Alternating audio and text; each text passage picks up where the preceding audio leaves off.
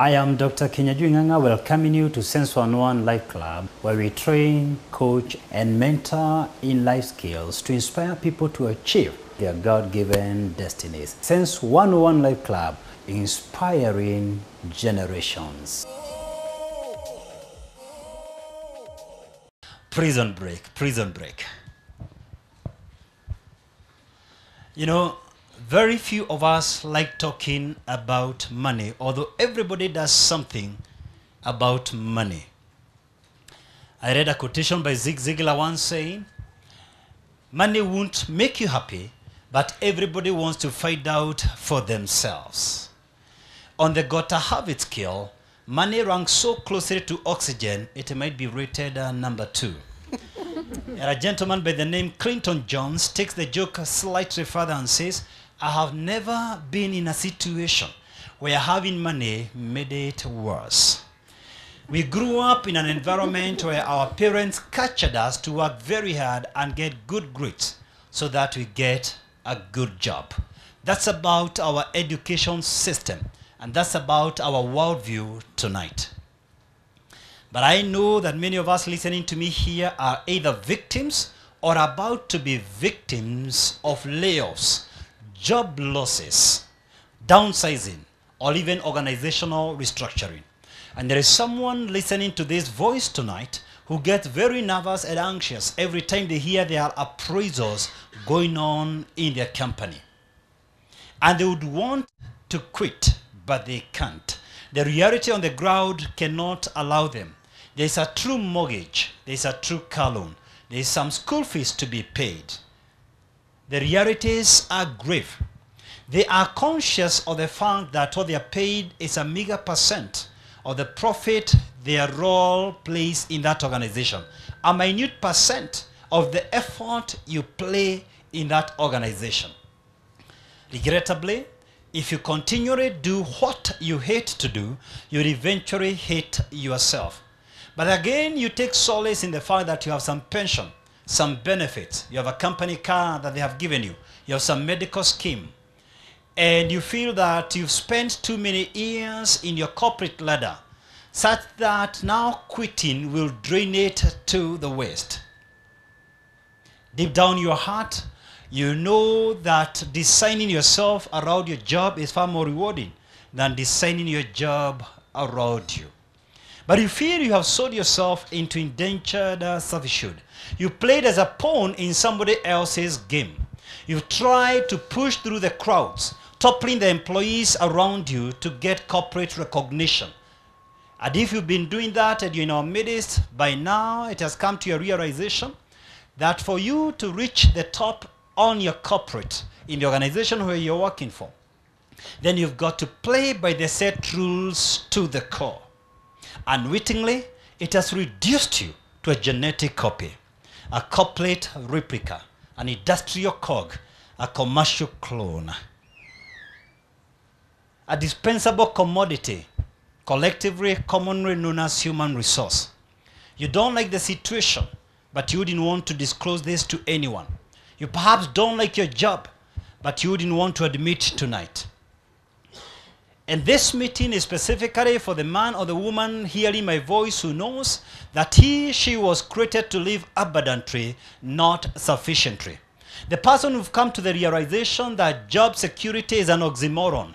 You can neither have job security, you can either have a job or security, but never both. Tonight, if you've been running your tongue behind an idea, but you haven't pulled the trigger yet. If you've been having a business, but you don't know where to start yet. If you've been feeling you are designed for something greater than the dull, fatal routines that you've been embarked on every day, then this is your evening. And I have a message for you so that you stop stumbling and mopping through life broke. And so that there can be some more meaning to your life. But this meeting is not just for those who desire to transit from employment into business. But this meeting is also for those who are on their own, but they would like to be recognized. They would like to be found out. They believe they are greater than what they are already doing. They would like their brags to be recognized. They would like to up their game. I want to invite you to an adventurous journey a life of freedom in the sense that you personally set the rules of the game and the terms of engagement. And to achieve this end, what I want to do tonight is to approach this topic in two phases. First, I'm going to look at some common deceptions about success, misconceptions about success. And secondly, I'm going to give you a 7-step procedure on how to prison break.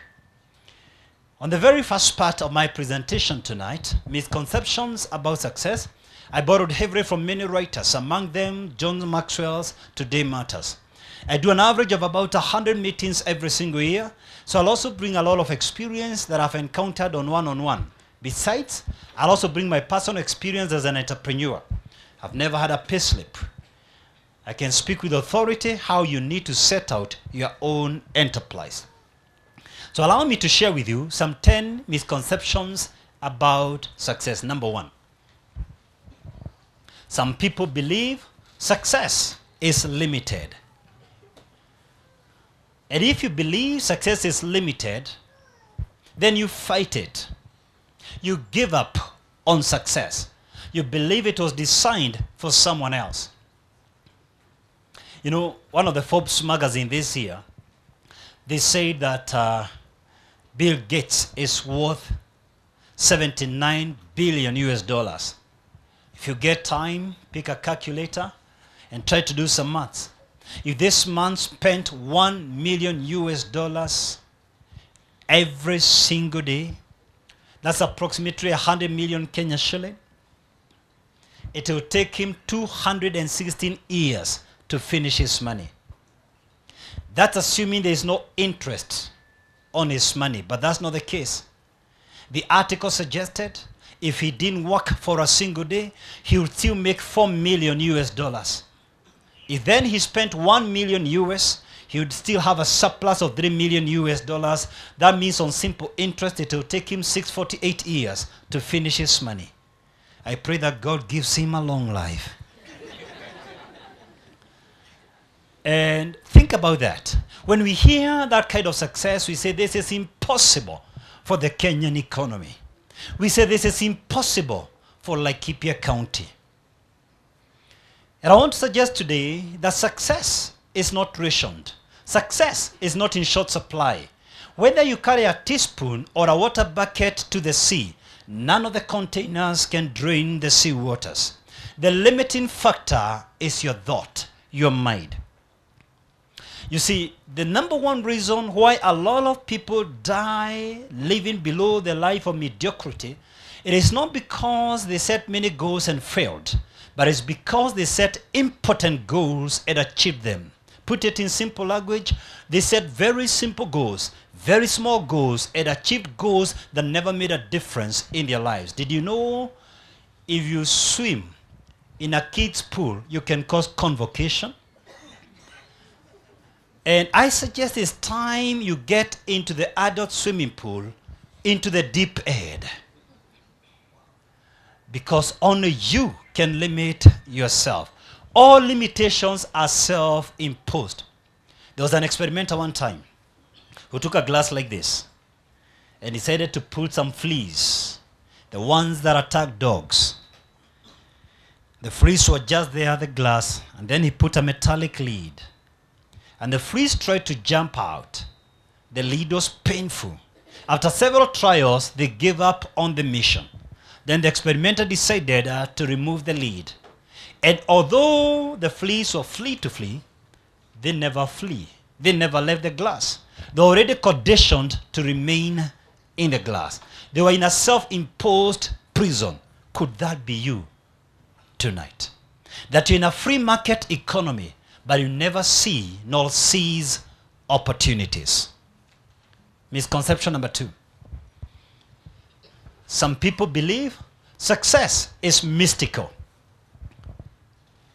And if we believe success is mystical, then we search for it. We search for the magic formula. We search for the silver bullet. We search for the golden key that will suddenly unlock the floodgates of heaven. So we subscribe to the secret. We go to palm readers to read our hands to prophesy our future. We buy newspapers for one reason, to look into the stars, to see what the day will bring. We subscribe to chiromancy because we believe success cannot be explained rationally. There is something mysterious about it.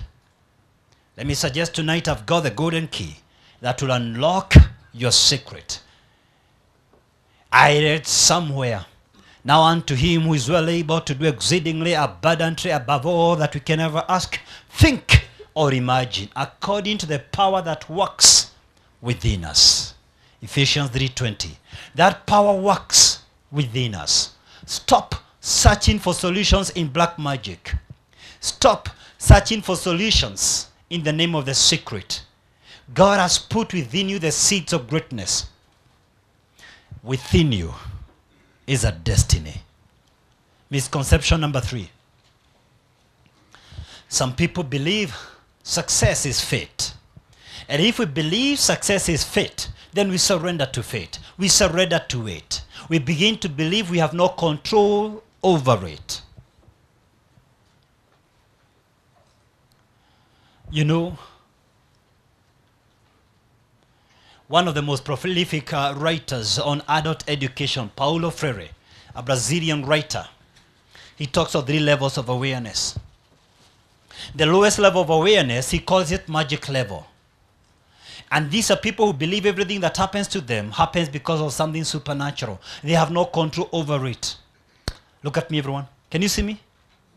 I'm going to take a walk. I'm going to take a walk. Can you see me, everyone? I'll take a walk. I'll take a walk. I'll take a walk. Ah, shindwe. The devil is a liar. There is no devil here. I need to walk properly. Have you ever seen people who blame the devil for everything that happens to them? I don't know what the enemy is doing in our lives. There's no devil there. And some of them blame God for everything that happens to them. And I request you today, don't bring God in the maths. Somewhere I read that God has a good plan for each one of us. Jeremiah 29:11. When you fail, don't bring God into the maths. God's desire is for all his children to succeed. Whether you are there or not is up to you, and it's a different story altogether. The second level of awareness, according to Paulo Freire, it is called naive level. These are people who know there is something they can do about themselves, but they don't do it. They choose to blame the government. They choose to blame the socioeconomic factors. They choose to blame their backgrounds. They choose to blame lack of a college degree. They choose to blame their marriage which was broken, and their ex, and their father who was irresponsible. They choose to blame the past and everything that they can't control. Will you choose to be naive tonight? Choose not to be naive. The third level of awareness and the highest level is called critical level. These are men and women who argue, if it is up to be, it is up to me. I am the only reason for my success, and by default, I'm the only reason for my failure. No one can determine what I can or cannot do, be or never become. I draw the graph for my destiny. I'm aware that I can control the variables. Let me suggest tonight, you draw the graph. The graph is not drawn by anyone. Deception number 4. Are you there? Some people believe success is a matter of luck. And if we believe success is a matter of luck, then we hope to succeed. Success never becomes a deliberate process, and it becomes a hope. Have you ever heard people say, he was so lucky, to explain somebody else's success? He must have been lucky. How else will failures explain your success? What a defeatist attitude. You know, Las Vegas perhaps is the gambling headquarters of the world. They have approximately 1 slotting machine for 8 residents in Las Vegas, Nevada. They have even put them in the washrooms just in case when you are there, you may miss out on the jackpot. So bad it was that in 1980, some workers in Las Vegas hospital were suspended because they were betting on the next patient who is going to die. One nurse was actually accused of killing a patient so that she may win on the gabble. The extent to which people can go on gambling. And we are putting up casinos all over this country, teaching our kids to gamble their way to the top. You see, luck is an illusion believed by the ignorant and chased by the inferior mind. Any chance that you will succeed due to luck is 1 to 50 million. The odds are prohibitive against your success. I love a certain Japanese proverb that says, the day you decide to do it is your lucky day. Deception number 5. Some people believe success is a question of opportunity. And if success is a matter of opportunity, then we wait for it. We wait for the opportune moment. And people who believe in an opportunity, they keep saying he was in the right place at the right time. I don't believe there is anything that is irretrievably missed like a daily opportunity. While the aging cannot rewrite their youth, the youth listening to my voice tonight may rewrite their future. There's an Arabian proverb that says 4 things never come back: the spoken word, the past life, the sped arrow, and the neglected opportunity. One old saying suggests that Noah didn't wait for his ship to turn up. He built one. And anything who waits for anything to turn up, according to Gert Henrich, he will have to turn his own shirt sleeve.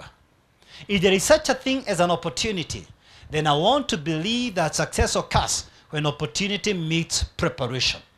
Unless you are prepared for that opportune moment, then it will bypass you without seeing it. Because if you want to take a boat ride, you've got to be near the river. If you don't know the port you're sailing to, any wind is not favorable. Let me suggest this. If you miss out on an opportunity, the reality in this life is that the opportunity is never lost. Someone else picks it up. The universe works in such a manner that an idea whose time is ripe will not go down to the waste. Someone else will pick it up and implement on the opportunity that you neglected. Deception number 6. Some people believe success is an event. And if we believe success is an event, then we schedule for it. Let me humbly admit, an event like the one we are having tonight has its undeniable place in success. I'll do everything humanly possible today to inspire you, to invigorate your spirit, to motivate you, to energize you, to psych you. But while motivation covers a lot of ground, motivation doesn't cultivate any ground. There is no amount of motivation that I'll do tonight that will make you or will force you to take that step and implement that idea. And there are people who keep on scheduling for certain moments. You know, have you ever seen weather like this? Wait until the weather improves and then I'm going to start on this project. You know, I'm seeing someone. I can't start until we get settled. When we finally get settled, I can put up my house. Wait until I turn 40. Life begins at 40. Wait until I turn 40. Oh, I never start anything until January 1st. Wait for January 1. That is when I get motivated. And do you know, many of you listening to me here, within 17 days, every single resolution has collapsed? I honestly believe that New Year resolutions are like babies crying in a church. They should be carried out immediately. You know, there is that part of our brain, we call it prefrontal cortex. It's behind the forehead. It is responsible for our willpower. It has to be developed just like your biceps. If you receive too heavy a load and you've not been going to the gym, you're going to drop it suddenly. You've got to develop that part of your brain. What I'm doing with you, I can do a whole week non-stop because I've exercised that part of my brain over and over and over again. So rather than waiting for January 1, I'm going to give you some 6 things you can do to ensure that resolution works right now. Number 1, take baby steps, because lofty resolutions don't work. Number 2, look for an accountability buddy. Someone who will make you accountable for what you said you want to do. Number 3, celebrate milestones in between. Don't wait until you achieve that big thing. For example, if you want to lose weight from 100 kilos and you want to achieve 60 kilos, don't wait until you're 60 kilos. When you're 90 kilos, celebrate. Are you with me? It motivates you to keep on going. Number 4, focus on what you can change and what you want to see, not what you don't want to see. You want to see yourself wearing a 70 kilo body. Focus on that 70 kilo body, not on the 30 kilos that you want to lose. You see, you need to set your mind. Perhaps you develop new neural pathways in your mental so that you start visualizing on what you want to become. Number 5, focus on the present, not on the past or the future. You can't change the past. You have no control over the future. What can I do today about my goal? Maybe I need to stop eating ice cream today. Maybe I need to go for 40 hours exercises today. And number 6, have a plan of action on how you want to implement this resolution. And this takes me to misconception number 7. Misconception number 7. Some people believe success is a question of connections. And if we believe success is about connections, then we network for it. Who do you know? Is that familiar in Kenya? And there are many people in our midst who believe for you to succeed, you must know someone. Let me humbly admit, there is a place for business networking and connections that cannot be denied. We crave for intimacy, but we fear vulnerability. We crave for friendship, but we fear being hurt. We fear rejection. All of us are like islands in the sea, separate on the surface but connected in the deep. Connections give life meaning. No man stands alone. You can't succeed all by yourself. You certainly need to know one another. But having said that, I need to caution us today. Knowing someone is not a guarantee of succeeding in life. Let me ask you this. Is there someone listening to me here? Perhaps you know someone who is so close to the governor like here. Let's say this was the campaign manager for the governor. 5 years down the line, this guy is still begging for handouts. He's never changed his life. He's never seen the governor for his true value. He's close to the powers that be, but has never converted those networks into business opportunities. Does that sound familiar? So connections on their own don't deliver results. And there are many in our midst, especially ladies, with your permission, who keep on joining many groups, chamas. We keep on joining many networking forums. And some of you perhaps are in 4 or 5 WhatsApp forums. And every single meeting in Nanyuki, in Nairobi, you have the first person to sign up for the meeting. And I want to caution you, every time you hear there's a meeting, please check it out and ask yourself this question: what is in for me? While selfishness is poison to the bones, self-interest is music to the soul. You must calculate your return on investment for everything you're engaging in. Otherwise, you don't respect your time. If you don't respect your time, you can't do anything with your time. You don't respect yourself. You will waste years. You will reflect back and be shocked with the wasted life you had. And when you join a networking forum, let me suggest to you very strongly, don't discuss anything negative because people repel anyone who is negative. Don't go there to close the sale because people are not in a buying mood. Sell yourself. Focus on a long-term gain, not the short-term gain.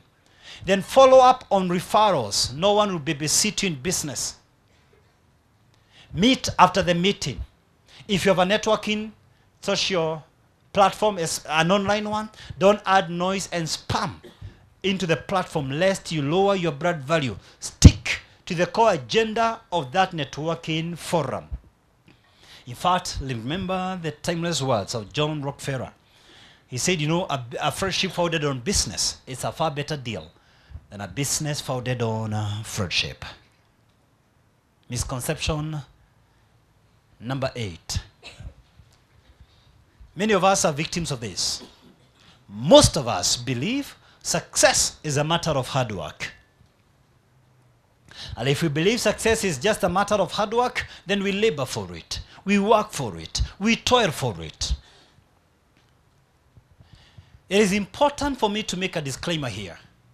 There is no one in his right frame of mind who can speak against the virtue of work.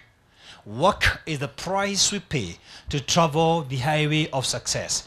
Work is the beginning of all wisdom.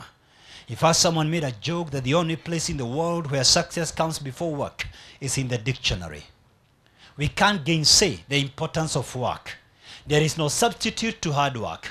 There are a lot of people today teaching about different things like working smart, working this, working the other, but there is no substitute to hard work. But let me tell you this today. Looking at hard work as the only ingredient to success is linear and one-dimensional. Work alone has never delivered success.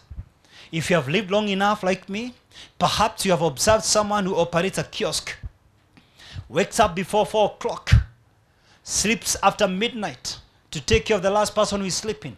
Or maybe this guy operates matatu or public transport vehicles. He wakes up by 4 in the morning to take people to Nairobi and comes back past midnight. 10 years down the line, this guy hasn't bought the second vehicle. He only has the same vehicle. As a matter of fact, it is depreciating in value. There is no evidence in the increase of stock to the guy who operates a retail shop. Is that familiar? Why, you may ask? Simply because they confuse processes with results. They confuse activities with accomplishments. They confuse stories with deliverables. They confuse motion with meaning. Busy, busy, busy, busy, but never sitting down to account, to take stock of the progress they are making.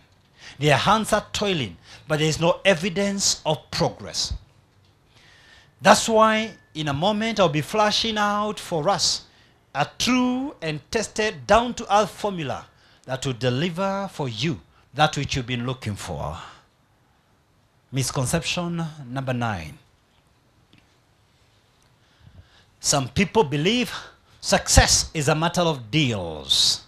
D-E-A-L-S. Deals. And if we believe success is a matter of deals, then we keep cutting deals. We never master a craft. Have you ever had someone in this town or elsewhere who tells you, I supply anything except human beings? If I hear there is a deal about road materials, I'm there. Stationery, I'm there. Aprons, I'm there. Quails, I'm there. Hardware, I am there. And what they don't realize is that at the end of the day, they don't have a business because they never master